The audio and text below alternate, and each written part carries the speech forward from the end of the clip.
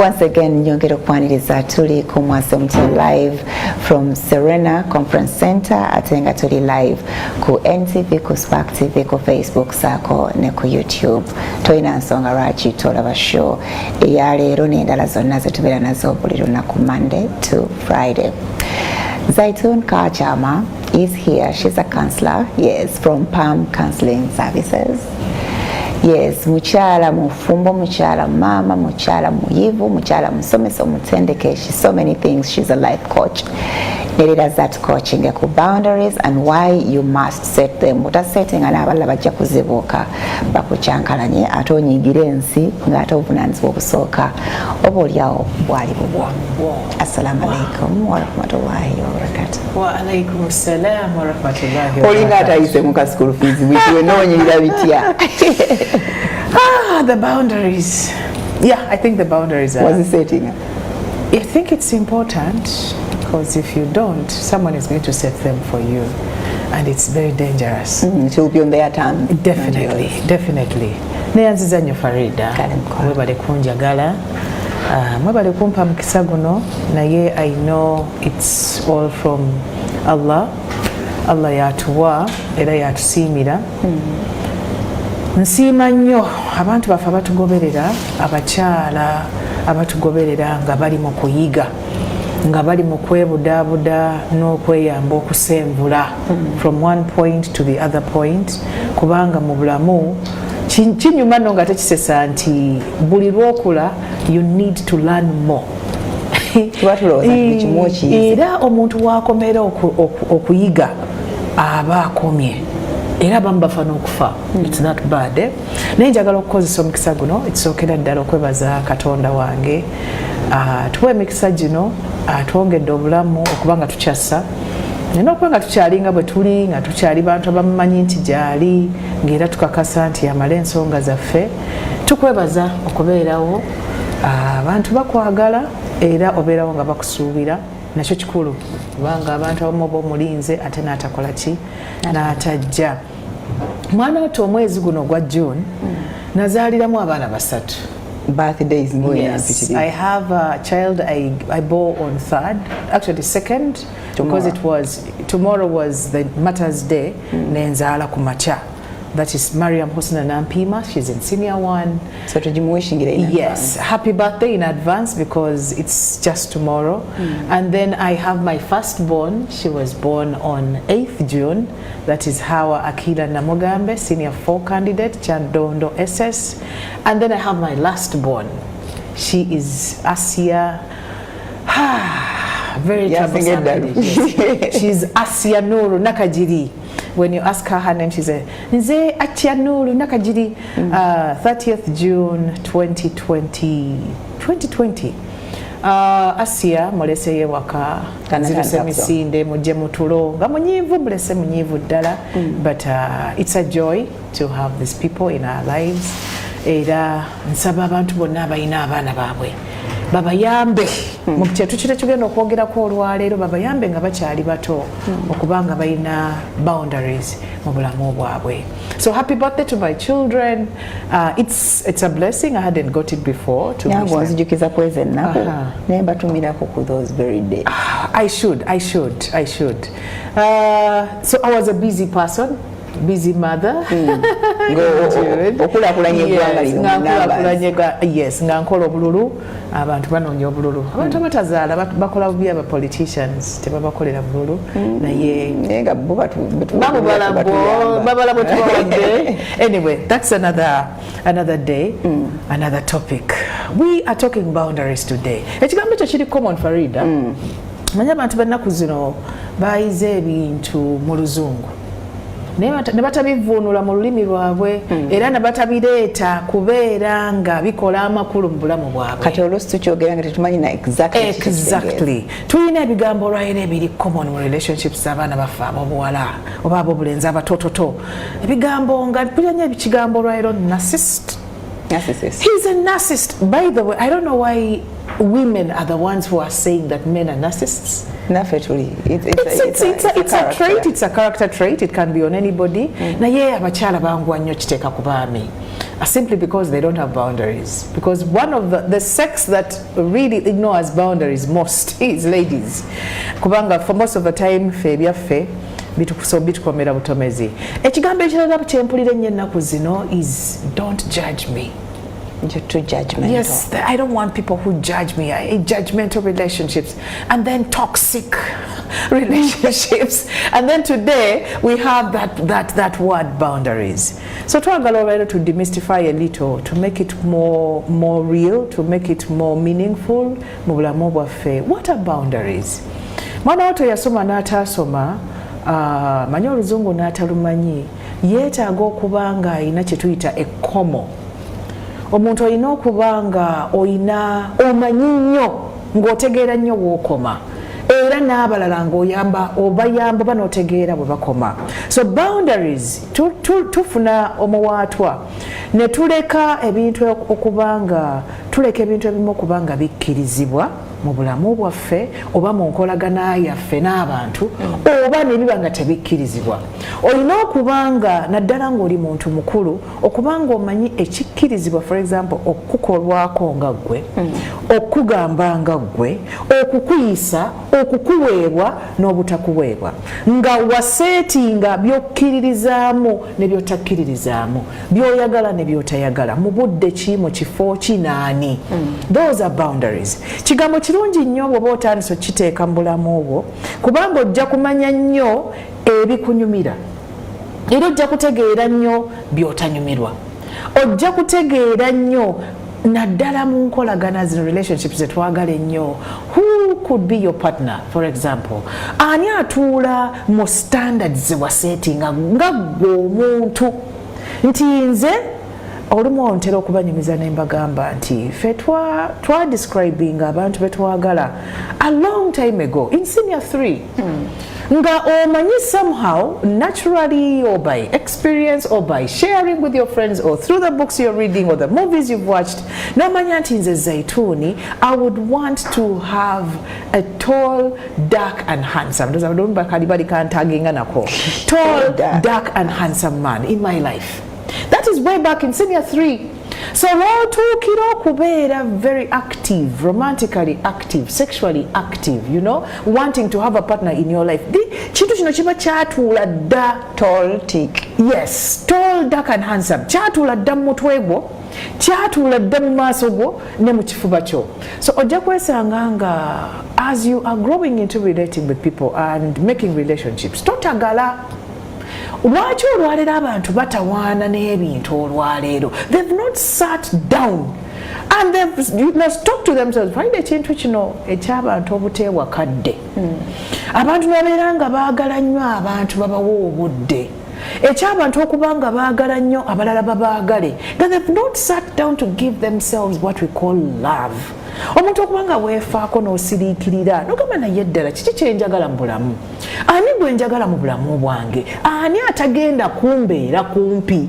And wasanga nga olwaleero olw'okuba tuvugayadde okwefaako ng'abantu. That is why every Tom, Dick and Harry is going to get into your life, is going to even penetrate your heart, is going to sit in your mind, is going to have intimate relationships with you. They go on sleeping with everybody, you know, giving their money to everybody, you know, spending their time with every person. Try and error. Trial and error. Because also no realizing, okay, it is not him, it is not them. Okay, kati bye. Oh, day. And if only we knew that we don't have time, if all of us knew that these precious resources, what do we be mbulamu ebikulu ennyo okugeza knowledge, okumanya. Ekyokubiri obudde, time is very important. Time is not even there. Abantu bagamba nti I mean I have 24 hours. Naye olunaku lw'olitegeera your purpose, olunaku lw'olimanya Farida omugaso gwo mu nsi muno, lw'olimanya nti you need more than 24 hours. Omanyi nti abantu bamanya omugaso gwabwe at 35 some. goes as far as even 40. That is if they've even got to know.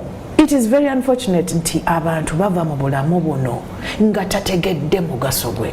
Era kyobalaba nti ku deathbed z'abantu abamu, God forbid, abantu basambagala ne balwana nga balwanyisa okufa nga it is dawning onto them nga azuula kufa kwe nti yali ayina okuba nga agasa abantu, for example, ng'ayamba bamulekwa, ng'ayamba ba street kids, ng'asomesa abantu ebintu ebyenjawulo, nga mujjanjabi purpose, because purpose comes in different shapes. Ng'akizuula ng'obudde butuuse ku nkomerero. Oba aba yakakituukako bw'ati. Oba yakakituukako bw'ati, Katonda n'amujjula. Oba n'afuna, tulina incapacities, omuntu oyinza okulemala. Mungeri ez'enjawulo. Kati olwaliro ffe tutandise okukula. Recently I noted that my eyes, recently just end of this year, nze nsoma ku bitabo. Sisoma nga bwe nina kusoma, but ngezaako. Naye natandise okulaba nga amaaso gange gatandise okufuna ekifu. Ndi muntu mukulu, nze ndi muntu mukulu nzadde ate okuzaala nakwo kulina bye tukusikamu. Ng'amaaso gano gatandise okukola ki? But just imagine if you are finding out today, tolina okusoma ku bitabo. Ng'amaaso gatandise okukola ki? Ogatagaala okubiri. Ng'odduka emisinde ofuna gaalubindi. Ng'onoonya gaalubindi. Oyinza okuba nga n'okusobola tosobola oba tulina amagezi tukoze eki togafunye. Naye ekintu ekiyitibwa okuseetinga ekkomo lyo. Naye ekkomo bwe tuba tuliseetinga, when we are setting these boundaries, tetwesigamira nnyo ku ffe. Twesigamira kwani? Twetaaga nnyo one, of course okusoma. Twogedde okusoma kikulu nnyo. If you want to start setting your boundaries today, go and get books, go get videos, go get text. Olwo mu books nzigyamu ki? Ogenda kusoma one, what are boundaries? And tuzze tubibasomese kuba tebajja. What are the boundaries? Kati tugambe nti boundaries are those things that you have decided to be acceptable or not acceptable. Ebintu byokkiriza bibeere mu bulamu bwo oba bitagenda kubeera. Okay? Naye bw'oba osazeewo okuteekawo ekkomo lino ate oyinza okwekolako obulyazaamaanya olw'okuba toyina kumanya kumala, olw'okuba weesaasira. Osobola okuba nga weesaasira. Nze nno mbadde ndowooza toteeka kuba nga biri mu ggwe munda by'oyagala ne by'otayagala. You don't have to read about them somewhere else. No. Everything in life kakibe nga kikwata ku ggwe. Someone has written about it.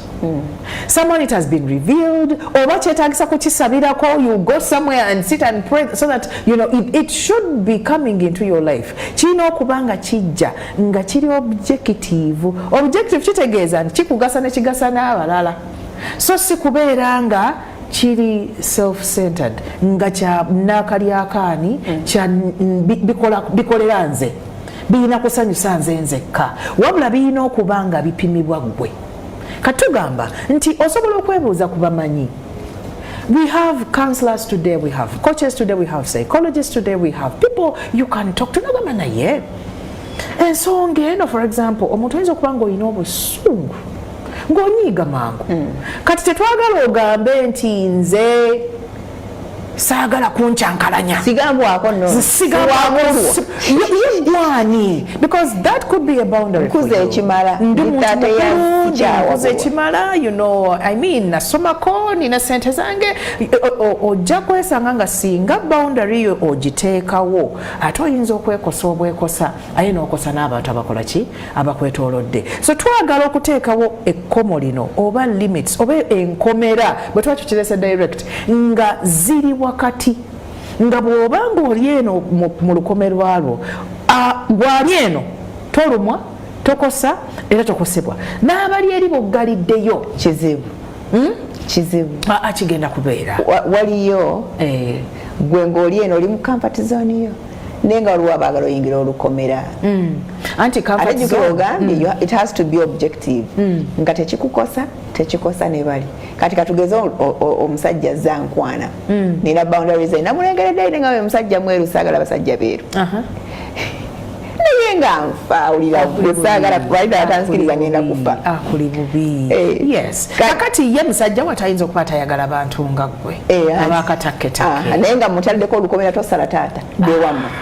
Kati boundaries zaffe engeri gye tuziragamu bannaffe tetuba mu mbeera ya kukambuwala kuvuma kuteeka kugamba kunyigiriza oba bajja kuntegeera balina kuntegeera bwe tuba tukula tuyiga okubeera abantu abasobola okwogera ne tutegeerekeka okitegedde era tugamba nnyo abaana ab'obuwala nga bakula tugamba osobola okugamba omuntu nti nedda nga tomuvumye nga tokambuwadde era nomugamba nti you know what exactly era balengera kukyogera mu Luganda nti munaino toli muntu mubi naye essaawa eno for example ezogamba nti essaawa eno ebintu ebyo si byendimu ekyo kimu ekyokubiri bwe ntunuulira mu bantu boonoonya tolimu ate nange ndaba nga tuli mu bantu bengenda kukola ki kwetaaga essaawa eno oyinza okukinyigamu okwonge akisembezaako eri emaaso oba outrightly nomugamba nti kijja kunkola bubi nawe kigenda kukola bubi naye mukwano nedda ekitegedde mu butuufu bwe tuba tugenze munda ennyo mu boundaries zino tugenda kulaba types of boundaries ennungi eza wakati n'embi abantu abalina abaseetiza boundaries ennungi balina trait esobola okugamba nno ate nga balina trait eri opposite basikiriza no when they have been denied when they have been rejected bwe baba tebafunye kye baagala babagumu era ne bakitwala nga kisoboka era kikigenda kubatta kati waliwo abo bobadde oyogerako nti njamu sweet talking into giving up kati waliwo abantu abajjanga amazeeko kitagenda kutegera abamanyi nti kufa abakyala our noise what nga tekibapangamu kati nabeerawo nga engeri Frida gyayogera mwola bajja kukkiriza it's a matter of time nabeerawo they keep pushing year after year yebooganyaawo ng'olinga paka woofulayo omuntu paka woofulayo nakulaba ng'oli mu kidaala yali serious. Yes, that is why this is very important okutegeera n'okuyiga nti nga bw'olina ebiruubirirwa byo bambi ne partner oli oba n'oli omuntu bw'oyagala okuleeta mu bulamu bwo ayina ebiruubirirwa era bw'onoozuula nti omuntu ono talina biruubirirwa ayinza okukumalamu n'amaanyi so tugamba nti olw'okuba obulamu buno buli survival for the fittest obulamu buno bulimu okulwanirira bye twagala obulamu buno bulimu okusikiriza era owoolyawo bulimu n'okuyiga nsobola okuba olwaleero nga sikwetaaga bamwe ffe tujjukira abasajja abaatuwasiza bwe baatukwanidde kati nze in particular nze by university nali seetaaga musajja mu bulamu bwange kubanza omusajja gwe nali neetaaga mwami nga mpasizza so kitegeeza nali seetaaga bufumbo budde obwo naye olw'okuba nti ye yali akakasizza nti nze gwayagala kyali kitegeeza nti yali alina okusima ekisaakaate kino akisime paka bwakimenya nekikola ki nekigwa kitegeeza nti nekigwa okitegedde era tekyamukuba nange tekyankuba these boundaries nga bwe nkugambye wali maaso nti tezikosa ne bali abali eri tekikuta zikola ki tezibakosa so kiri gyali ono omuntu for example ayagala omuntu akyamuganye leero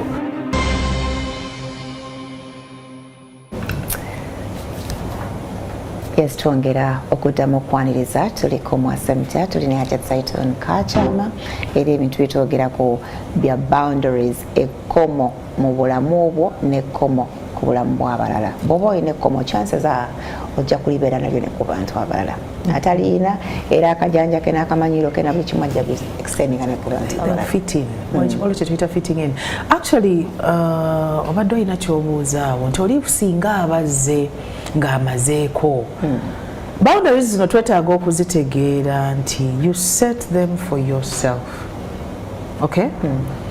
ekkomo lino oliteeka ku ggwe so si ku balala kuba olina obusobozi obwekuumira mu lukomera lwo luno wabula tolina busobozi bulemesa oli kukola kyayagala kyobala abantu tukugamba nti bw'oba ng'oteeka ekkomo lino enkolaganayo n'abantu onookomawa onookoma ddi where who okolagana naani mu budde ki kijja kuyamba nnyo nga okitaddemu okumanya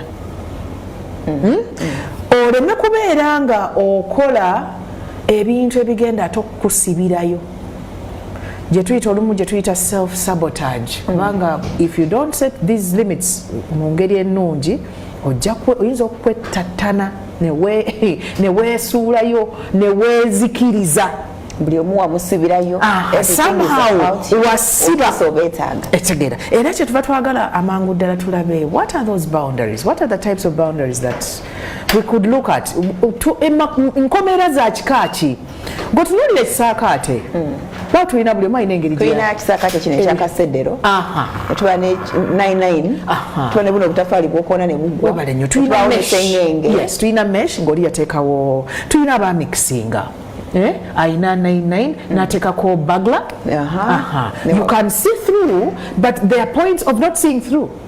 I think that is even the best. Bwe tuba tukikoze bwe tukivaayo na bulungi tulina abantu abatayina kati nze wange teri kisaakaate deliberate. Yes, it is deliberate, but from my wenkoma paka ku nyumba you are free to see naye okuva ku nyumba yange paka manju wange you will not see. So maybe that is mixing the throughs and the not throughs. Okundaba n'obutandaba. So twagala okuyiga olwaleero nti tugenda okutunulira boundaries za mirundi esatu. Tuyina boundary gye tuyita rigid boundary. Ne tubeera ne boundary gye tuyita porous. Era tuddayoko mu science katono. Then ne tuyina ze tuyita healthy boundaries. Oba oliawo zonna ze twagala. Kati rigid boundary atamenye katakyusa weyasibira kugamba baganda balina bagamba nti gye yazireegera gye zivugira engoma kugamba ye nga bwali abaami when we get to the sexes they usually have this boundary. They have that rigid boundary. That is why they always want to believe that our no is a yes. Okay? So we have what we call porous. Porous, we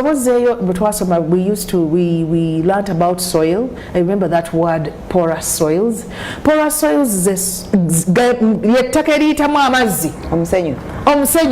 so when you pour water, it goes through.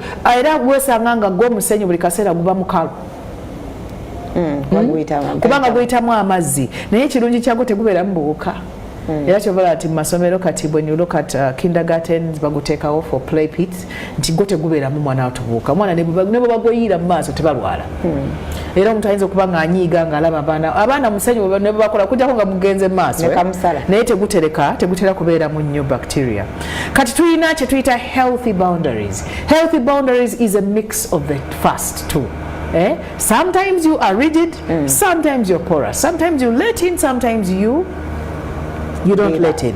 So tugamba nti who are you? Ogwawa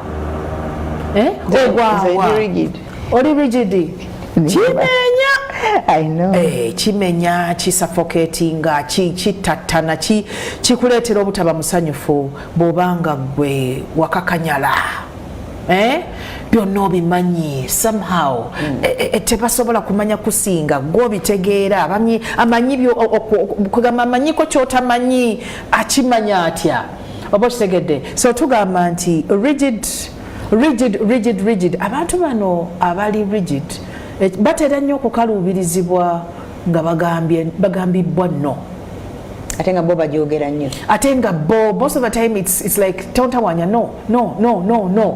Era abantu bano bakaluubirirwa nnyo intimacy kwe kubanga omuntu aggulira omuntu n'amusemberera n'aba munne. Intimacy is what takes us into sexual relationships. It's what takes us into romance. It's what takes us into marriage. Yereeta abantu okukomitinga. So weesanganga abantu bano batya okukolagana n'abantu naddala abantu abangi because they fear rejection. Batya okubagaana. They are very insecure. Bwe naamugamba ajja kuŋŋaana, bwe naamugamba yagaana gundi nange ajja kukola ki? Ajja kuŋŋaana. Omuntu afumbira obufumbo nga buzibu. abasajja ngababi, men are dogs, women are sluts. Those ebibize bijeri, abakazi balya nnyo, abasajja tebagaba. Fenga batuwadde ssente emyaka 2 mwafuna bagagga. Mwana yakubalwa akayimba kenalabe Farido omwana yakakoze nanyumiddwa nnyo nti bwafuna ezzike ampaako. Big up. Vinka, 10 over 10. Akayimba No, it's not Vinka. It's the other one. I think it's a man. No, it's a boy. It's a girl. It's a girl? Yeah, it's a girl. It's a girl's voice. Bwafuna ezzike ampaako. Bwakuba omuyindi anjo kyayo. I just saw it on some video and obugambo ne bonsanyusa. Naye bwe lwaki tebakuwa? Because oba oliawo togaba. You get it? So omuntu yeggalirayo n'abeeranga opportunities atya okuzitandika n'emikisa alowooza buzibu nti lwaki nze iye lwaki bampadde lwaki, because promotion bwebeze for example tuli ku mirimu nga gino talaba nti akigwanira kuga omuntu yesanga nga babeera tebekkiriza oba be bana bali extremely overconfident. Sibebo. No, extremely overconfident I think might not even happen because confidence takes you places. Or extremely selfish. You know, extremely confidence breeds arrogance. You know that extreme confidence that they must take me, nobody can't nobody can beat me. That extra we love confidence. By the confidence is enough. For either being confident is enough. We don't need extremes of confidence. You simply have to be confident. You have to confidence is the fact that you can talk to yourself, the fact that you can listen to yourself. Okubanga weewuliriramu. You tell yourself and you believe in what you have told yourself. Especially nga weegamba akantu kano njagala nnyo gateekawo because bwe tukireka obulesi bwe tutyo tugenda kuleka extremes abantu bafuuke ebintu ebitali birungi because twabagamba kwewuliriramu. Waliwo n'okwematira n'okwemanya, waliwo n'olwemanyo, waliwo n'okwemanya, waliwo okwematira, waliwo okwewuliriramu. Okwewuliriramu kitegeeza nti owulira nti obusobozi obulina naye singa for example otuuka ku interview n'otayitamu you should be able olina okubanga olina obusobozi obumanya nti oba oliawo waliwo akaabuzeemu si nti be bafiiriddwa oba oliawo bafiiriddwa n'okufiirwa naye siri kye babadde beetaaga kubanga bwe bate bakufunye definitely they've missed what you had to offer. It's not that they didn't give you enough time to express yourself. Oyinza okubanga you are confident but you are confidently supplying information that is not needed. Okitegedde kati oli mu interview osobola okubeera hyper confident nowa answers enfu. You know that it happens even in examinations. Abaana tetubayinanga yali confident n'atuuka mu kibuuzo mwasuubira nnya misfiring yali mu bulamu. You know, somehow you read the question and you misinterpret it. Tebyaliyo nga tusoma.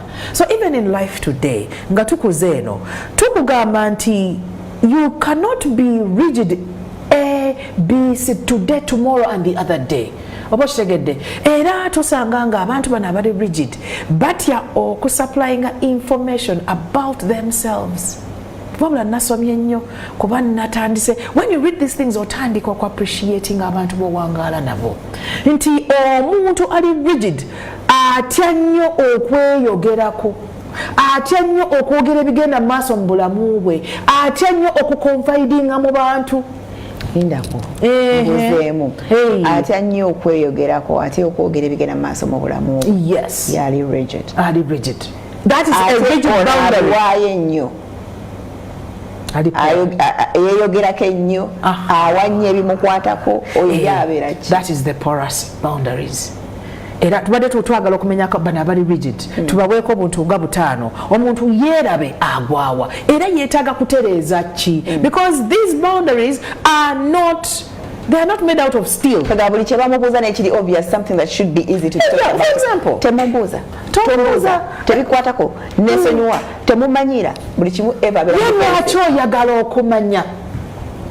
Tulina relationships etubaddemu olwaleero nga omuntu just ekintu ekyokwogera nti ŋŋendako wano nja kubaako wano oba kitegedde ngenda nti mu nnaku nga 5 oba wiiki 2 nsuubira okutambulako okitegedde nsuubira okutandika okusoma nsuubira yigete nti ennaku zino nompulira sewulira bulungi nsa okuba nga nafunye olubuto oba kitegedde you haven't confirmed anything but you're giving a hint so that abantu abawangaala naawe they know what to do no, and how to deal with you. She hinted about it. Yes, could be the problem.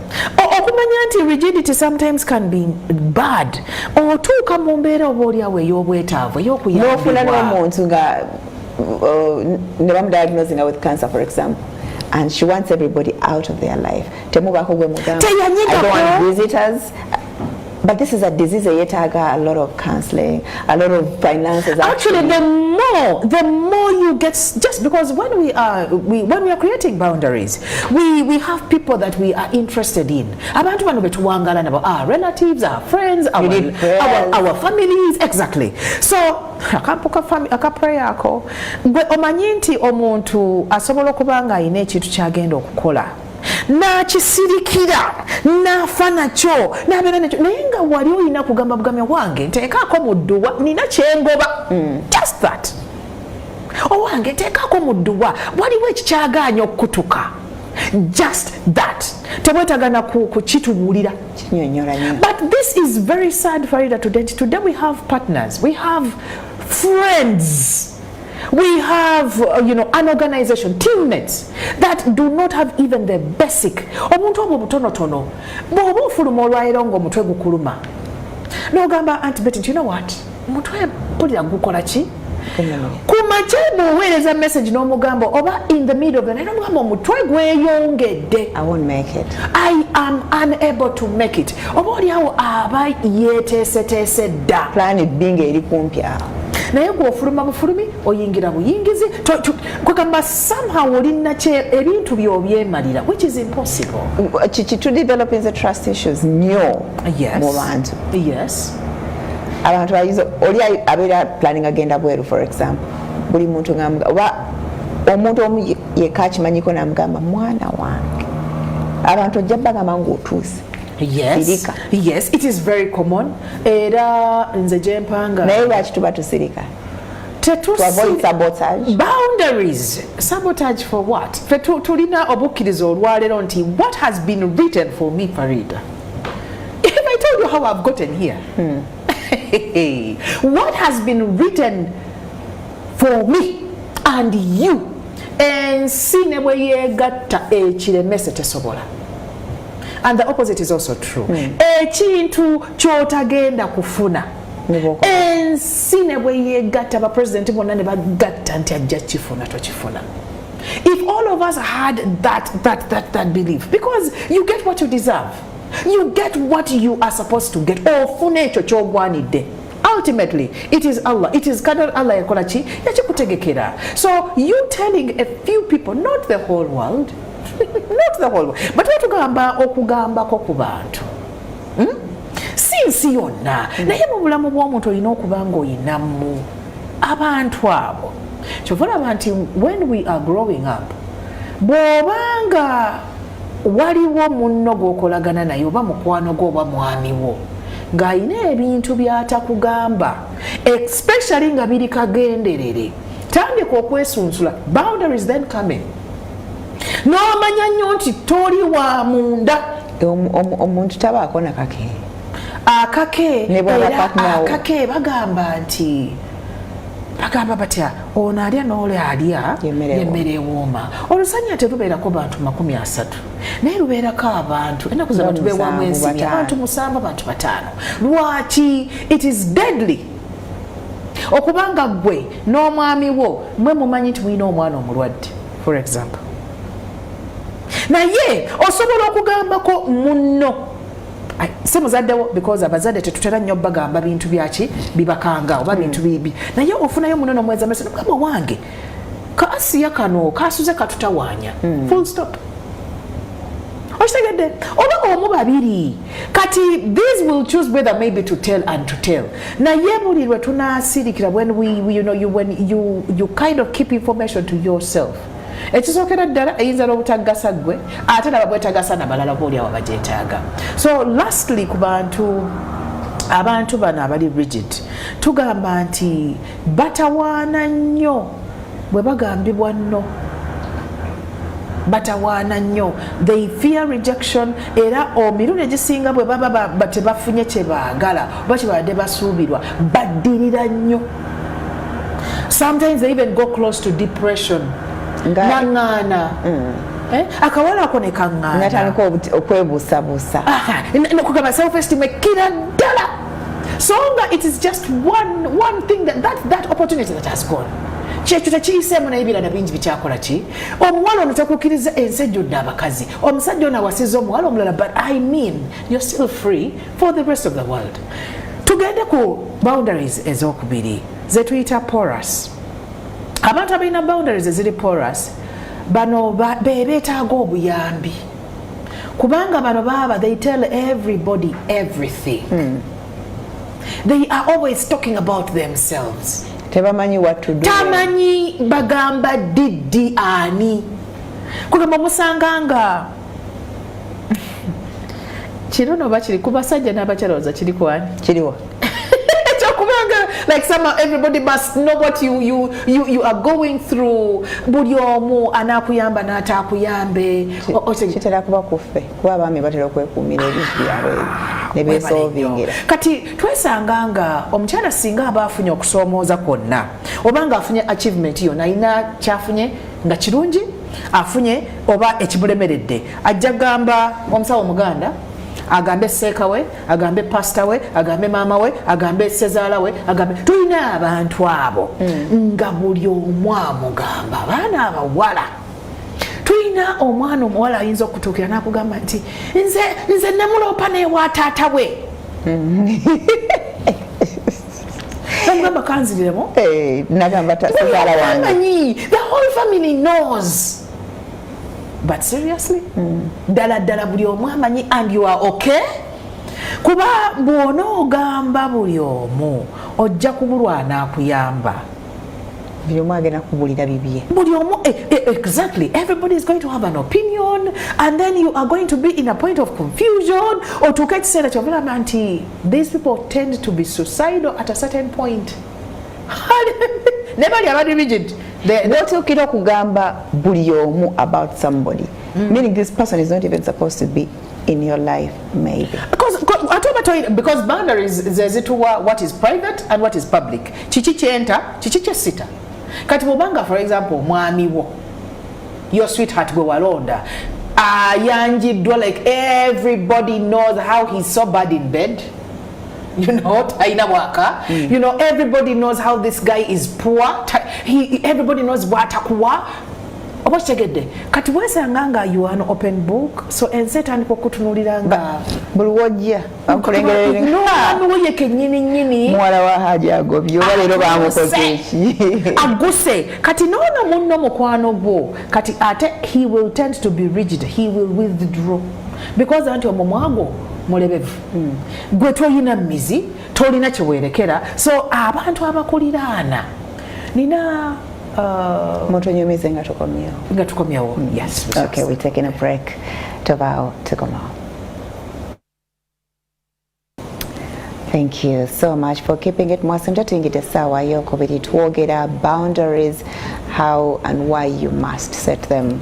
Tulire hajatsayi abadde agezaako tunyonnyola the different types of boundaries. We have the rigid, the porous and the healthy ones. Abarigid tubalabye bambi abarigid yebeera nature yaabwe. Oba bakyasobola okwadjustingamu. We are coming to know tukizudde nti nature is flexible.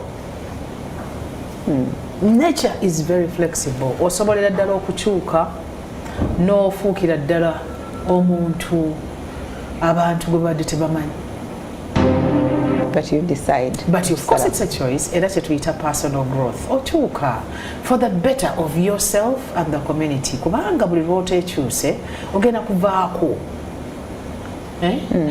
Tulina akagambo tikyaffe ke yayita wa economics ke yayogeranga obusolo sense. obsolescence. You will become obsolete. Obsolescence. Yakogeranga obsolescence. Nti buli lwotakula, buli lwotakyuka, buli lwotayiga, buli lwota, olina okuba ng'olina by'ogatta mu bulamu bwo. Osoma embeera. N'osoma embeera n'olaba nti kati kino kye kitambula, kikyo neetaaga okukola okuba nga nsobola okuba nga mbeera ow'omugaso. So rigidity could be part of your nature. Osobola okuba nga bambi gye wakulira abakuza by'omanyi by'osomye ne by'otamanyi nga kikufudde ekyo. Naye buli lw'ogaziwamuuko kyekiri kye twagambye nti okusoma kuno okunoonya okumanya kigambo kikulu nnyo. Omuntu era mu Busiraamu batugamba nti omuntu afa ayiga.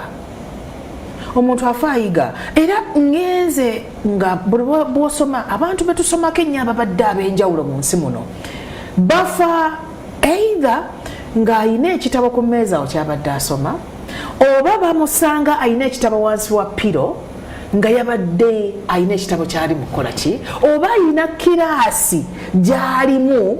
Omuntu yenna anaawangala mu bulamu obulungi nga bunyuma nga bwa mugaso yeetaaga okuba nga ayina omusomesa, kubanga ayina omusomesa y'asomesa. Olunaku lw'onoolekerawo okwisoma ojja kuggwebwako by'osomesa. Okitegedde? So rigidity bwe tugizuula nti ekyo ky'olimu twanguwa mangu okugamba nti ate kati osobola okukola kano n'okagattamu wano n'obeera ng'osobola okukola ki. So tugamba nti abantu abalina porous boundaries tubaogeddeko ne tubagamba nti beeyogerako nnyo. Babuulira buli omu. They supply personal information to everybody, every time, everywhere.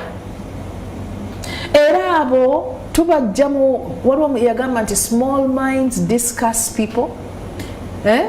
Akatoko waliwo ka quotation ako. Kati ate waliwo abantu nga yabeera yeeyogerako. Abalala ba discussing ideas. We have people who discuss people, we have people who discuss events, and then we have people who discuss ideas. Kati ate ono awo talinawo.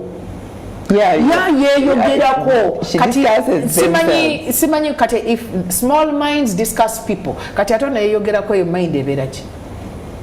Olaba nti oba okyeryaza amaanyizo, oba okyali muntu omutono ennyo, obwongo nga butono nnyo, era ojja kwesanga nga tosobola kweyamba, tosobola kuyamba famire yo, tosobola kuyamba bantu.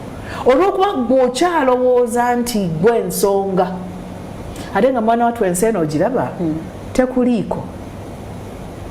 Abantu b'olowooza nti bakuliko, tebakuliiko. Era waliwo akantu kenalabye ennaku ezo wakalabye nti when you're in your 20s oba mu myaka 20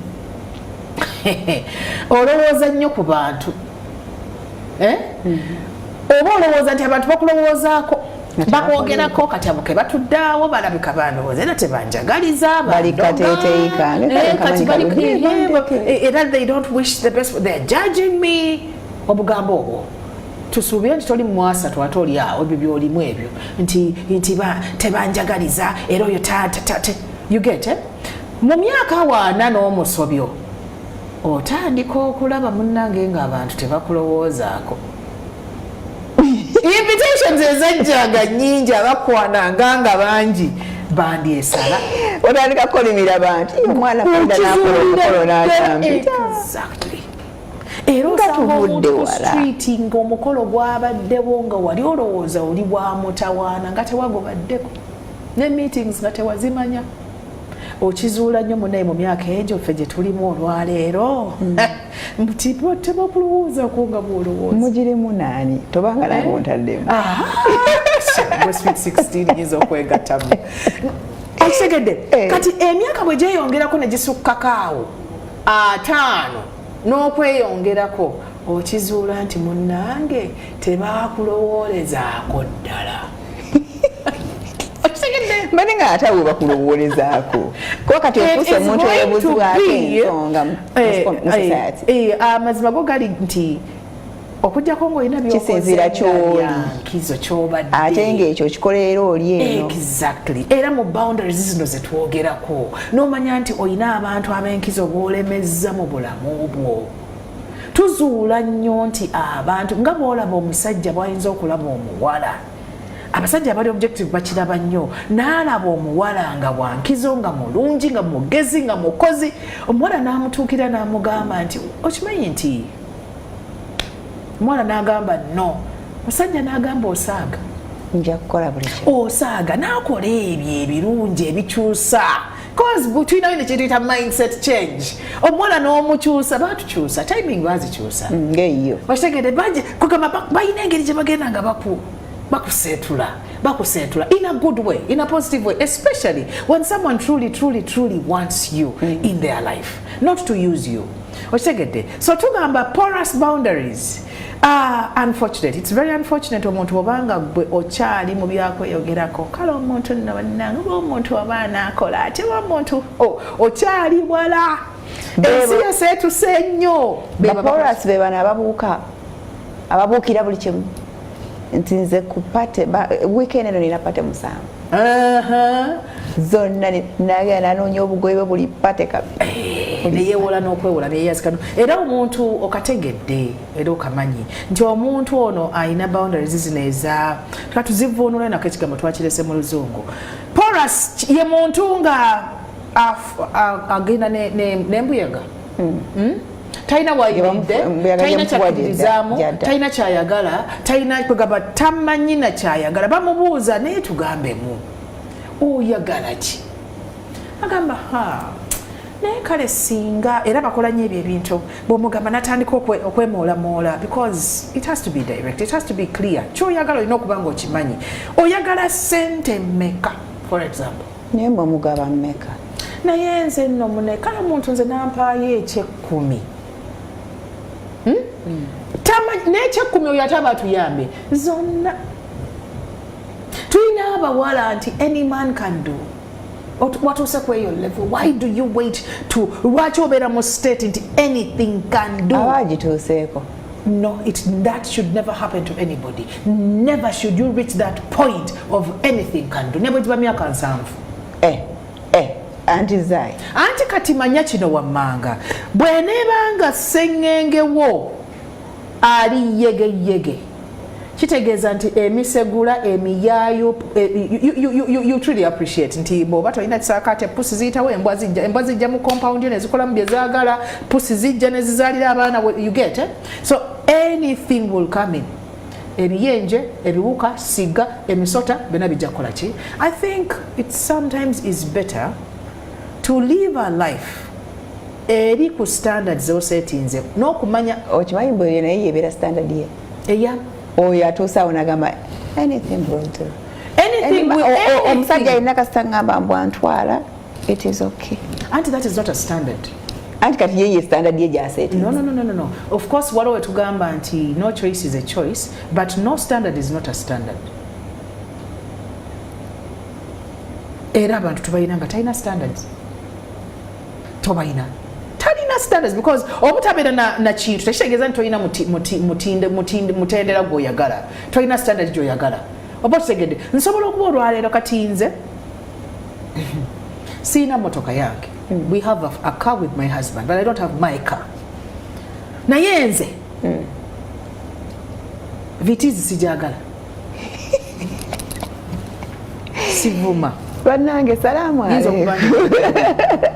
oyagala ki bwe njifuna njivuga naye nga sijagala so waliwo point in life ng'olina omuntu bw'onootuukako eyo point tyajja aliwo ojja kubeera mu bulamu nga olina omuntu nga tomwagala nga wajjawo gw'oyagala obutegedde ebyo you find yourself you even in illicit relationships olw'okuba ekyajja kyekyayingirawo nze nsuubira nti omuntu abeera ne hope okay up to the last point of hope which point should not even come I think omuntu abeera happier nga akyalindiikirizaamu kyayagala bwakuba tuteekawo nnyo kakuutizaawo nti standard zino z'osetinze zibeere nga ziri objective nga ziri informed nga ziri of course zirimu okokweajabisa watugaye gwe wali ng'okyali muwala muto you wanted them tall dark and handsome simanyi oba kyewafuna kuba omwami omwami wange si mumpi naye si muwanvu Okay, medium. Wa wakati. So it means nti waliwo no-go area, nti waliwo kyesitwala, naye waliwo ekisemberera. I guess that is when we go to the healthy, where we're going to kutuuka. Nti nja kuva eri neegambe nga ndi kawala kato growing. Nenga omwami wange ajja kuba ne kino. Nentuuka nga abo tebankwana nga babiina. Siba myaka gyabwe balina bakyala baabwe. Kisobola okubeera bwekito naye. Nenninda ngenda okulaba ntandise compromise. Abo tuba twogera n'abo abawala abo. And standards. Tubeera n'ebintu. Bwe tuba tusettinga standards, tulina kye tuyita the no-go areas. Tulina olwa ebintu bye tutacompromisinga mu bulamu bwo olina okuba n'ebintu ebyo nga tebimenyebwa, tebitera kuba bingi. Tebitera kuba bingi, tebisukka na bitaano. No-go areas, because no-go areas kitegeeza you may not be able to survive. Tosobola kubeera musanyufu, tosobola kuwangaala bulungi ng'oli mu mbeera n'omuntu. For example, nze ndi mukyala musiraamu. Bwe nali omuwala omuto, nze nga si sobola kubeera mu relationship, sinakufumbirwa. Si sobola na kubeera na mu relationship na muntu atali musiraamu. Ngekyo wakyegamba wakimala. That is a no-go area. Gwe James ngamba James okulaba kyebali omusajja omulungi nga wallahi onsubye lwakantu aka, era naye n'agenda n'amanya nti embeera yeekoze etya, era naye tanyiiga nnyo. Okitegedde? Tulina, which other no-go area did I have? Nalina omusajja omwenzi. Omwenzi omulabira wa? Omwenzi namulabira nga kwagala kunkwatako. That is my boundary. Abamansa amagalo. Kasi totandika okwagala mbonzi ate kati bw'otagira bw'oti oba tonjagala. Ebyo. Mbo simanya jangu ko mu Rome, simanya ebyo. Because twategedde nnyo nti abantu abagala otukozesa nga tebannaba kukomitinga baba tubalina gye batutwala. Those are my ebyo byange. Bano abasajja banjagala omuwala nga ali awo asula wange tokolagana. Akati abo twabalekera ku street. Tyobola bantu banoonya paka olwaleero n'anoonya nga ayise asula musomesa mu ssomero lya munnange babafuna kubanga abawala tuli bangi. Bafuna bano bakulyako waabwe. But they keep sleeping on people's girls or people's daughters, but they never get wives. They never commit anywhere because they're not even looking for commitment. So no-go areas ziba obola banange eyokusatu embuze ziba ntono because olina okuba n'ensonga ekuyamba okupima kubanga bona batoyina kwopimisa yardstick kwopimira agamba nakaabuuka kino nsuubira buli kimu abaya wajja kisobola. So boundaries ne standards byebimu oba byawukana at a certain point lwakuba standards ziba rigid muuko. Boundaries zibeera boundaries zizo tuli mu kuzimenya ziyina emitendera naye standard kuba standard for example olwaleero tulina kati amadagala, tulina eddagala eriva e UK, tulina eddagala eriva India, tulina eddagala eriva e Germany. Those are standards. Ekyuma ekiva e Japan, emmotoka eva e France, emmotoka eva e Germany. Those are standards. Bw'oba ofunye Germany omu Japan tayita oba kitegedde era oba ovuga ng'omanyi nvuga muki mu Germany oba ovuga mu Japan. Mercedes Benz oba tegera standards ziba zeesiri abaakola ekintu kye baba baasiiringa. Coca-Cola katukirete mweno normal life yaffe mu bulamu bwaffe. What are those standards that we are talking about? In relationships, standards then may be coming and they again come to become like our boundaries again. But standards, I want is the no-go area. The no-go area is a standard then. That thing that you have said. What chova kugambe tebiba bingi. Chimu bibiri. Abantu abamu eddiini yaabwe tezannyibwako, abantu abamu kabira yaabwe tezannyirwako, abantu abamu omuntu ayinza okugamba nti omukazi munnange ataasoma. Saagala. Okitegedde nga ne waakiri abeererawo. Waliwo omuntu agamba nti omukazi bitono biza okunnema okugaziya okusukkakaawe naye buli omu alinayo kimu oba bibiri. So the no-go areas in the boundaries are your standards. simanyi oba nti it's the extreme bit of the boundaries nti akimenye ekyo aba agenda kukunyiiza abajja kunakuwaza omuntu yenna akutuusa ku point ey'okumenya standard yo emirundi egisinga relationship eyo eba tegenda kukola emirundi era tuziraba they are struggling naye ng'ayina ekintu kyeyamenya nga kyali kikulu nnyo kubanga waliwo omuntu alemerako kyovana nti nawe olina ajja onyweza alemerako kola ki onyweza because you're protecting yourself. Boundaries are protecting yourself, they're protecting your peace of mind. Zikuyamba okubanga oyina emirembe, zigenda kuyamba obutakaddiwa, zigenda kuyamba okubeera ng'oyina essanyu eritali lya bulijjo. So tuzirwanirira nnyo abantu abatalina kkomo ka heading kansanyisiza nti beta ina engeri gye yakukozenti tukayisa program tugiyisa tutya olwaleero eno beera nekkomo beerako ne wookoma. So abantu bano abatalina kkomo balina omutawaana tebamanyi kugamba nedda. Tasobola kugamba nedda nekyatasobole agamba ye nekyanasobola agamba ye kugamba yesanga nga tasobola kukola ki kugamba ekirala ekyo kikusoboledde kingambeze kibagambe balina omutawaana ogw'okubeera ennyo mu bizibu by'abantu balowooza they are problem solvers za buli kimu oba they just want to feel like they are around I'm feeling sorry for Farida buli kimu ne Farida kyagenda okwemera baagala nnyo okumanya ebintu by'abantu baguddewo baagala nnyo banaabala bakole ki babagulire oba kitegedde kaakati porous kyobalaba nti aziika bonabeera mu lumbe luli nagenda mu ddwaliro nagenda wano buli wamu bambi yeetaaga okukola ki okubeera so nga bwe tugenza tukula taba bubi wonna wakisa wakisa bambi afaayo era aba wakisa balina omutawaana bambi ogwokusatu oba ogwokuna bawangaalira nnyo ku ndowooza z'abalala they thrive they survive on others opinions a lot era bamala obudde bwabwe bungi nga balinda nnyo gundi agamba ki kale byonna mbiwulire naye kandabe maama anaagamba ki wano emirundi egisinga bwe mpulira abawala abayita ababbaaba bwe mummies boys ng'omusajja awangaalira ku maama kyagamba ne bwe kibeera ayinza okuba nga tagenda kitwala nnyo kyagambye naye ng'awulira maama we must be in the no kati era tubyawula nti bano they thrive obuwangaazi bwabwe bwetaaga nnyo awatali nasalawo nakola nagenda omanyi maama no twamaliriza kino kyabamugambako naye nga si yasalawo naye bano basalirwawo balala dealers for example wange tulina kino nekino bwe tukola bwe tusobola okufuna ssente bweziti ne bweziti mala okukubira ku ate ng'okimanyi nti emikisa because we are talking about relationships are blessings, relationships are opportunities.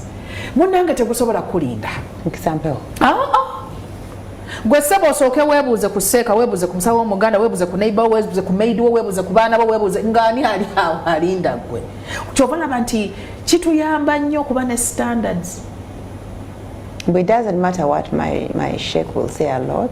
Japo explaining oba oliawo teweetaaga namubuuza kubanga wa setting at standards nti omusajja twakikonyako nti for example omusajja bw'ajjanga munene waliwo omuntu ze saagala omusajja wa buto watandika okuniigiinira nga ajja asembera olwedde oba wakoze dda nawe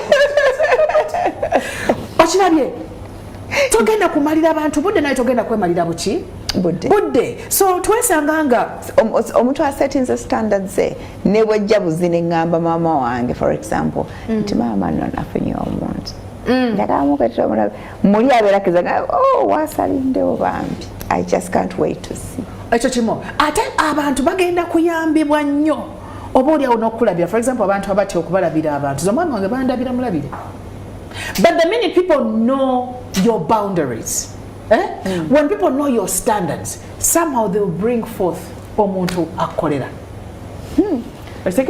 omuntu akolera so as we are winding up very fast we are not winding up anything simanyi lwaki obudde budduka owange binyuma yes tegeera So tugera kutulira nnyo ne ku muntu ono tumumazeeyo bebyo ebiwanvu kamuko kakoneko tugende tugamba nti abantu bano batya nnyo okugaanibwa, they fear rejection. Balinga era bali reject ne bali batya nnyo ate bano bo they get devastated.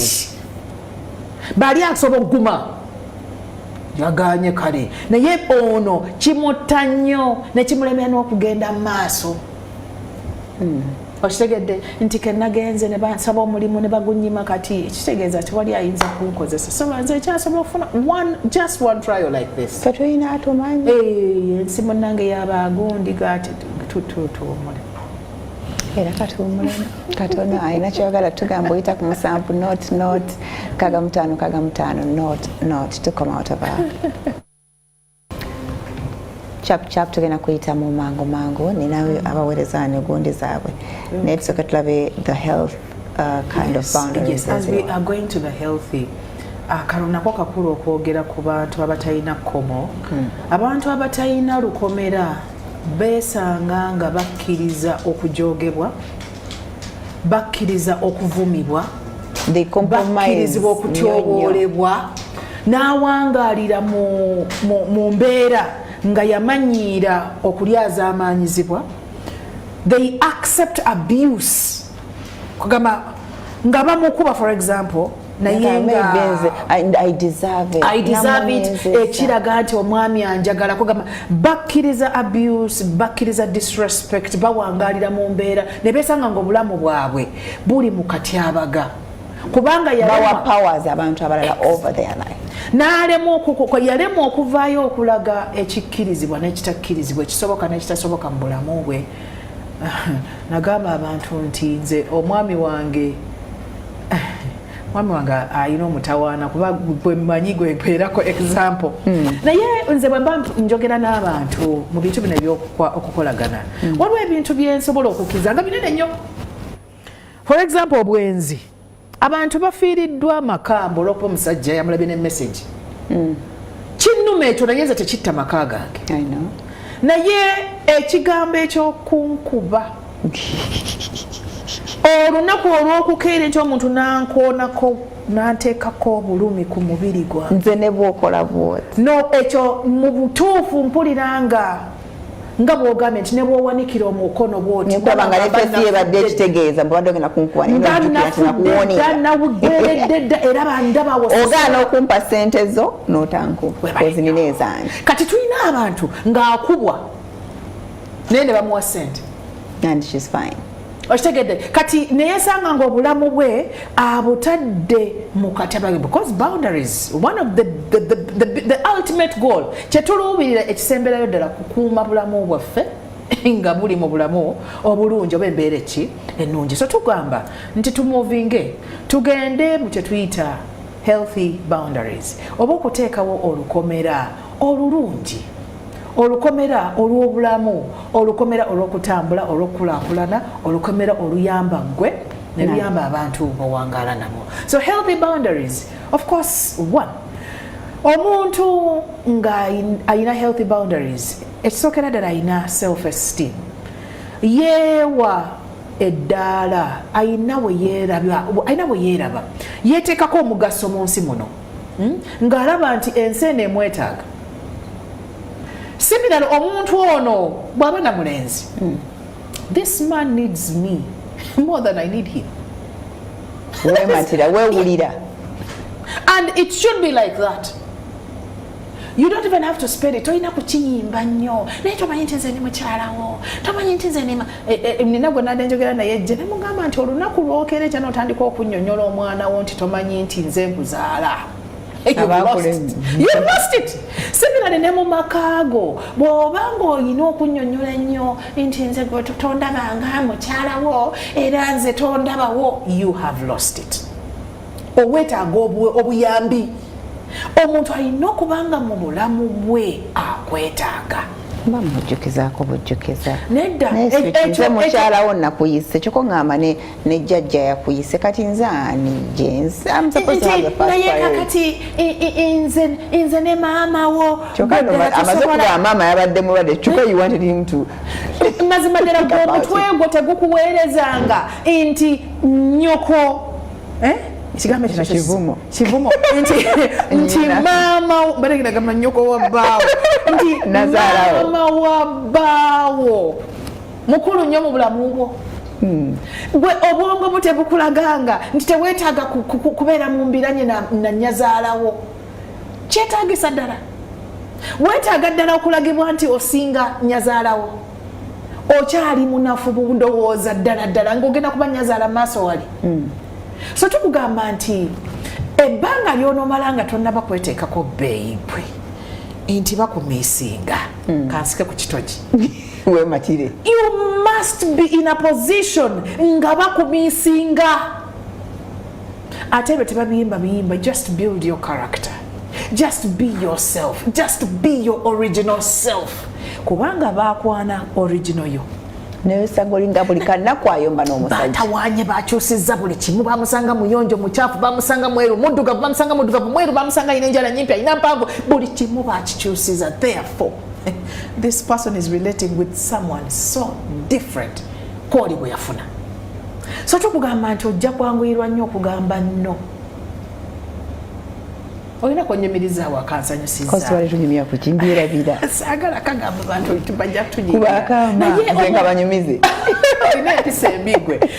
Waliwo nkugambye wano nti bwe tugenda nga tukula intentionally nga tugenda tweteekako value nga tweteekako omugaso ojja kwesanga Farida nga ku mmeeza yo oyina invitations nga 15 nga buli omu akwetaaga. And with good intentions nga buli omu yandyagadde omubeere kumpi, buli omu yandyagadde ogresinga omukolo gwe, buli omu yandyagadde oyogereko n'abantu be, buli omu yandyagadde obeerewo. Kaakati tukusuubira gwe nnyabo ali mu healthy relationships, alina healthy boundaries, okubala era n'obaza. Waliwo yanjigiriza okubala n'okubaza, tobala bubazi wabula baza n'okubaza nti abantu bano 12 banneetaaga. Tulina points in life we twalinga nga abalenzi nga 10 nga buli lunaku wali wajja nga akwetaaga. Oba bamwabulirawa gye bali mwatu gye bali basimbira bali mabegeeyo bali eyo. Naye waliwo points, those points in life when you are relevant ng'olina omugaso. So buli omu akwetaaga. Tuula otunule ogambe nti ono tajja kunyiiga, ono ali wala nnyo, ono mwetaaga neetaaga, because tulina relationships eziri reciprocated. Mwetaaga kola ki? Ono angattako mugattako, ono ajja ku waliwo omukolo nga bw'otoogubeereko gujja kufa. Olina okubanga mu magezi g'okimanyi nti baakuyitanga guest of honor Farida, nga bw'otoobeere guest of honor ku mukolo gojja kuba ogusse. Naye tuli mu bintu buli kimu kyo nga ne bw'oba tewakubye, ne bw'oba tewakirowooza. Oyo nno baamuyise, waliwo gwe batayise n'agamba ntwala. Tebaakuyise. Farida invitation gimpa oba togenda. Oh man, mbeetaaga abo obayina. Gye bali. Bajje baaba tubaweeko. But not gloating. Siku kweyagalira ku bantu naye oyina okubanga obala n'ogamba nti bwe siigende kulaba mulwadde ono. For example, bakugambye nti gundi mulwadde. Oyina okubala n'ogamba nti bwe siigende kulaba gundi ono. It's not about banandaba batya. Naye waliwo naawulira nti gwe kennyini sasula ebbanja eryo mangu. Omuntu ono ngambeereddewo. Omuntu ono nga wa mugaso nnyo.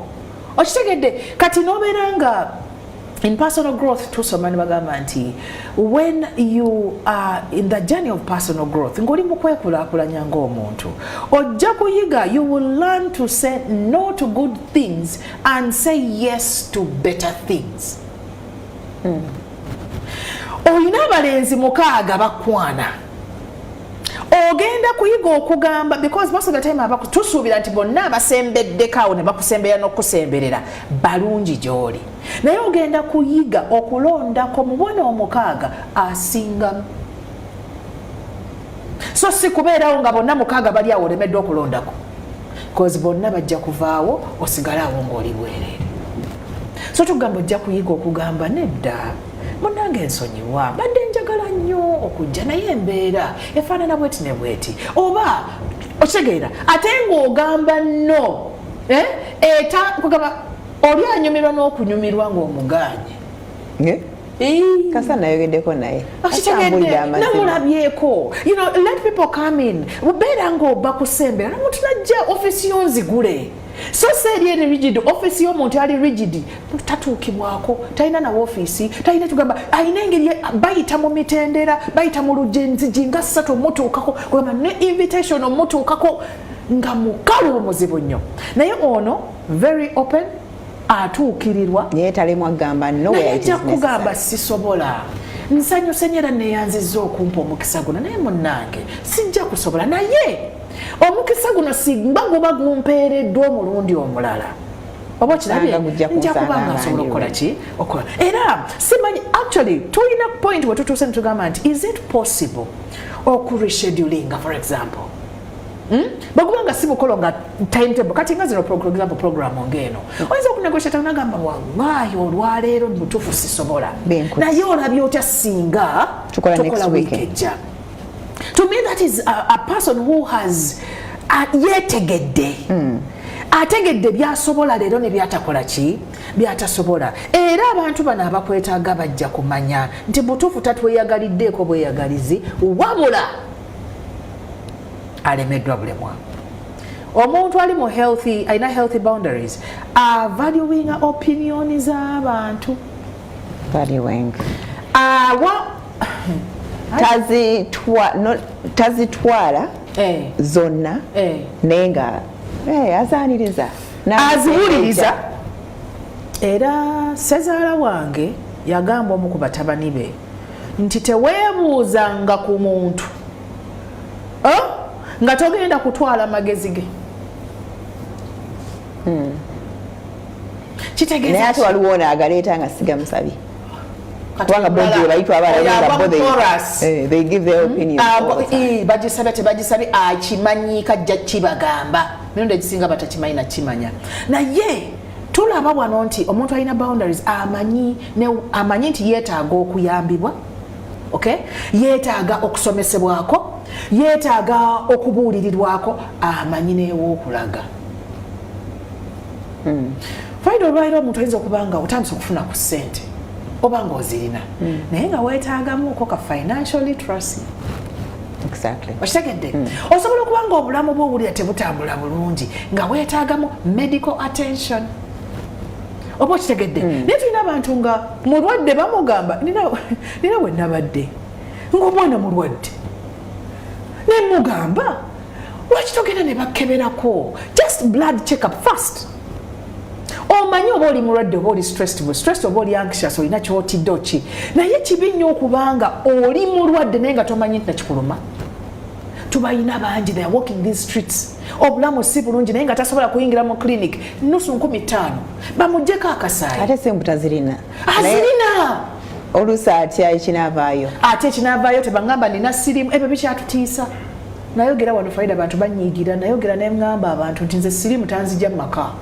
mulwadde omuyina nyinza n'okuba mulina anyway oba togamba nga omwami yamwina oba yamwina oba nze mufunye sirimu tanobya nze sivaeki ekikunobya ddogo ekinobya eddogo n'okunkuba ebyo bibiri ebyo wenkusangira ng'olina akati mu wallet tomanya nawe gyebisse kakati kani kakwatirako wa anti kako ate nze sikeetaaga nkakuwaddeko nti kantereko tomanyi nti boundaries twagambye nti yalina ezize kati akati kamukolera naye nze tekankolera ati era sikako ntambuddemu ngenze siwangala n'abantu bawangalira ku buti abatakkiriza abateesiga Katonda kagamba yeya omukazi bwe yali ye afuna omukyala simanyi abakazi bakola ebintu abandi bakola ebintu with things are very intolerable so tugamba nti shares personal opinions when they want and reserves when they bunyuma buno about oyo ali healthy boundaries opinions abanazo opinion abanayo era nagiwa ng'alaba yeetaagisa nagiwa ng'emusabiddwa ate olumu ayinza n'okugamba nti I have no opinion on that nina abantu bendaba ku social media baŋŋambe nze sibamanyi kubanga yannemanze nze nabakkiriza mbawe ekitiibwa kyabwe kubanga they have an opinion on everything. Yes. Politics, personal, social, buli kimu akatukasa kagwawo balinde bulinzi nga bajja takimanyi tabeera nagwakyogerako tebanyumyanga nako najja nawa opinion ngeri wrong kugwe false ku nsonga gwe nyini gyotanaba nakutegeera bagwawa porous. How do you have an opinion on everything? Porous. Okay, we can have nange an opinion, but I can't just give it out. Bagisabye tebagisabye yeetagisa teyeetagisa eneekola kati eneekola nkya waliwo kyoyogera nga kijja kukola nkya okitegedde waliwo kyoyogera nga kyayiseeko nga tebakyetaaga na kukiwulira baba idle they are porous kagambo tetuka banange otunira omuntu buli kimu nakyogerako nze mbawa ekitiibwa era weesanga nga you don't go so far in life era weesanga nga ojja kufa nga osambagala kuba ozuukira ofa tewamanya teweetaagibwa wani akwetaaga ani atakwetaaga kugamba oli awo ozuukira ofa subhanallah Mungu atusaasire naye abantu abalina healthy boundaries balina kugamba information yaabwe bagigaba mu doses bamanyi okwetangira n'amanya kino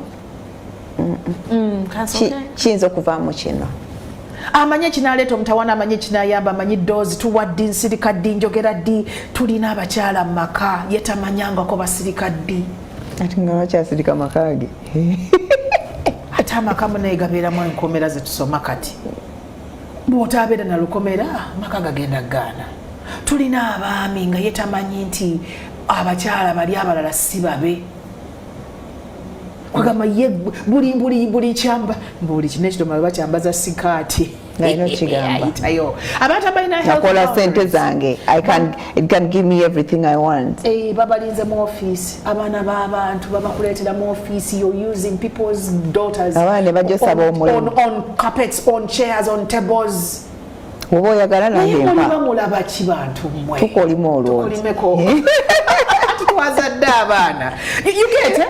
Someone does not have any feelings, those very rigid boundaries. So tugamba nti when you have healthy boundaries you know your needs.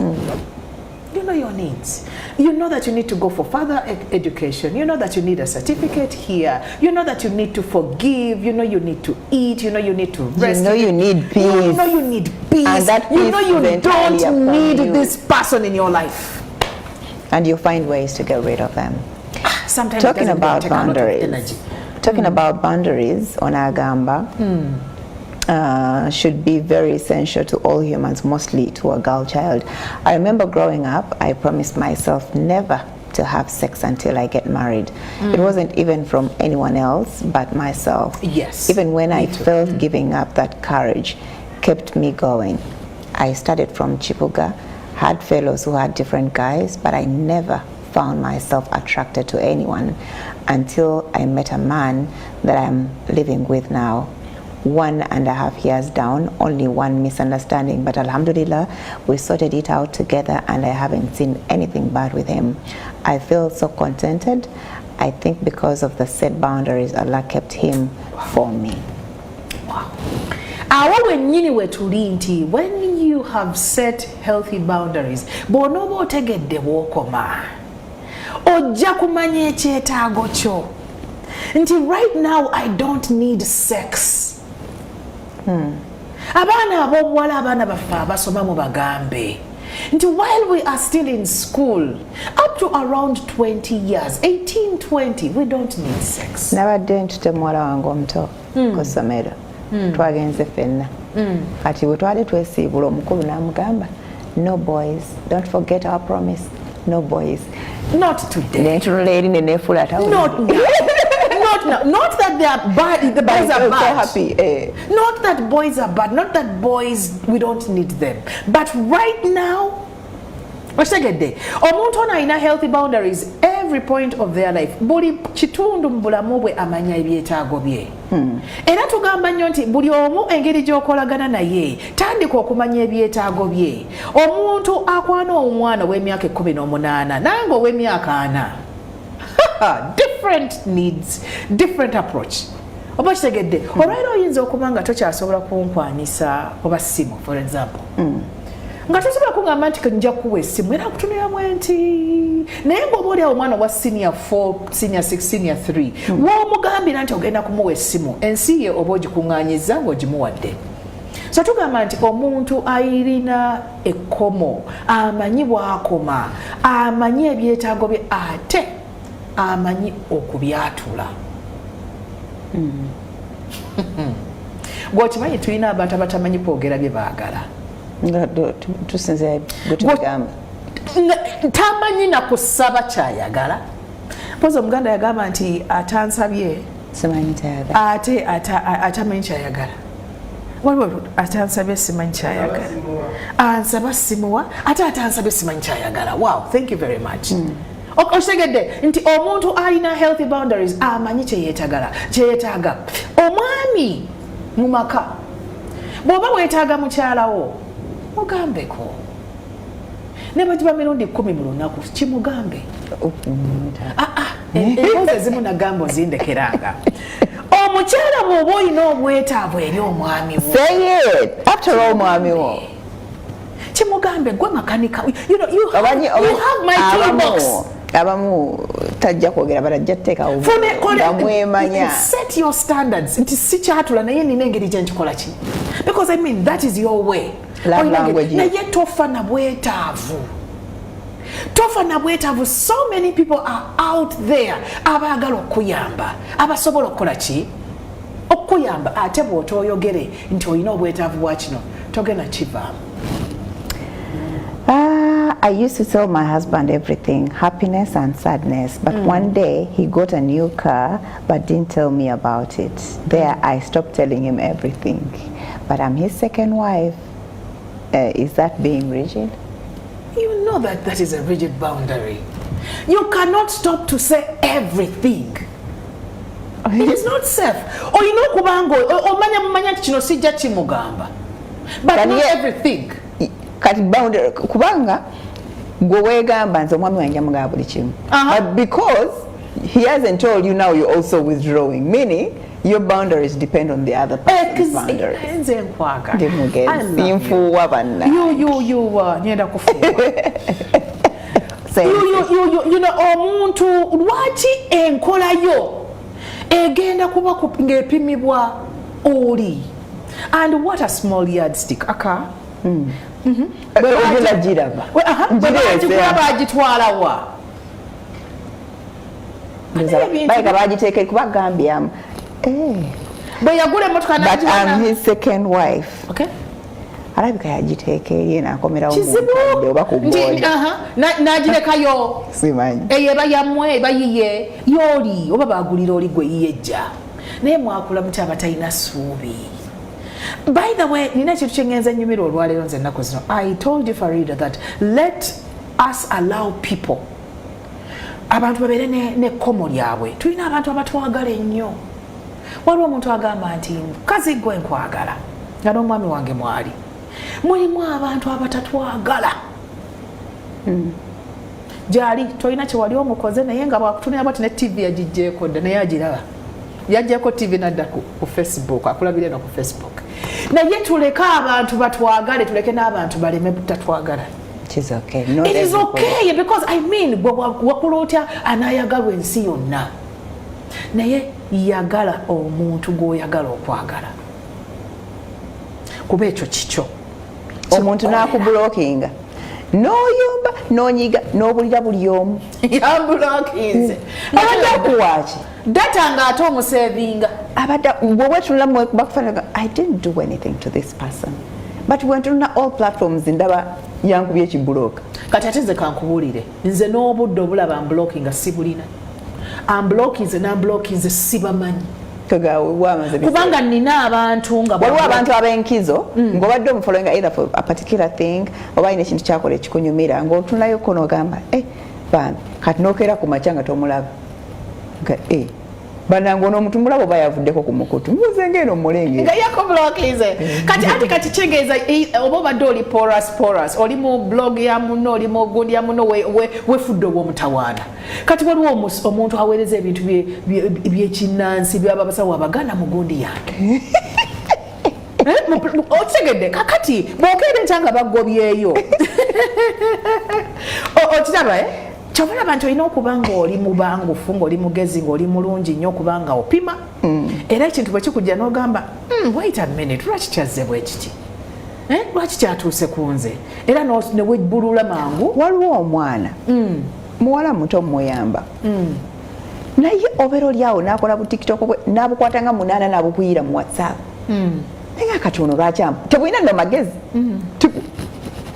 I mean it's her being there nesoka nensirikana nesimuddamu taddamu temugaa you know what I don't need these videos don't send them kubanga mugumikiza saagala mu blocking I know how they will feel bad tasobola omukazi ng'asotta omwana tabyetaaga it is her sina abantu it is her being there video ya dakika 45 not that ye ali ku TikTok ye akoze bu video bwe loza alabika tabulabika mbu mutere ne ku WhatsApp oh darling you tolerate until when you can't tolerate anymore nenganze kati sisobola nakiwereza zai bwaba kisanze nakisanga kati go who are you to send but those are phases those are just chiraba as to healthy boundaries tuzifuna as we grow we move out of these rigidities we get into the porous and then we get into the healthy because healthy is in between or sometimes you are rigid, sometimes you are porous. No better at the end of the day, you get what we call the healthy boundaries. Lastly, least but not least, abantu abali more healthy, abalina healthy boundaries. Abategedde komo lyabwe. Ne bwe baba baganiddwa, they are okay. Bwe batafuna kye babadde baluubirirwa, they are okay. Bwe baganibwa nga basabye, they are fine. Bayina assume it's going to happen. Era they get back. Bwagwa, for example, bwabagudde nga kibuuzo, addamu buto nakiri. Bwabanga business ye gudde, addamu buto. Bwabanga muwala amuganye, agenda kudda alumbe bupya. Era alumbe emirundi ayinza ogamba kankaddemu ogwokubiri. Kankaddemu ogwokusatu. Nga ayina ye setting aside nti omuwala azaŋŋaana emirundi esatu. For instance. Banga omulundi ogusooka guba nnyo gubamu ebintu bingi osigala olina mwaka suubi enyinza okuba nga munnaye waliwo gwengoba nyinza okuba waliwo babiri nga mufaanaganye nga nina okupimako so wabeera waawo ebyokwetereza bingi naye bw'onyigatamo n'oteekamu okoko oba oli awo oyinza okufuuka olusukuluma n'oyitawo so bw'ogambibwa no when you're in healthy boundaries it's fine kiri okay oba oli awo sinze nina okubaawo katonda teyakumpimaako toli kasuuti okay Hajat Zaitun is a counselor she comes from PAM counseling service professional counselors katono nga seerabidde bannange tuyina emisomo gya relationships tubayita retreat Farida twatandise okuwandika wansuubiza December retreat tuwandiika we are going to Eastern Uganda tuwandiika leero it's a bit better it's cheaper it is more interesting mwewandiise tutereeze ebintu bino we are going to Panorama with some panorama place there in Eastern Uganda tetwagala bijjayo ate byonna temuyinza ogamba twagendayo dda naye very interesting very resourceful mujje ebintu bino tubisoma ne tubikola bulungi bewandisiza tubawe simu mukube simu bawe no Airtel yes okay 752 63 99 and 11 musanvu tano satu musanvu tano bbiri nkaga musatu kyenda mu mwenda 11 kuba oyitira yogera ne Hajat Zaitun akubulira what you need now I know ebizibu you're stuck you're confused you don't know what to do you want to improve your life you need life coaching look for her akuyambeko to get better may God bless you tujja kuba tufundikira week encha bye bye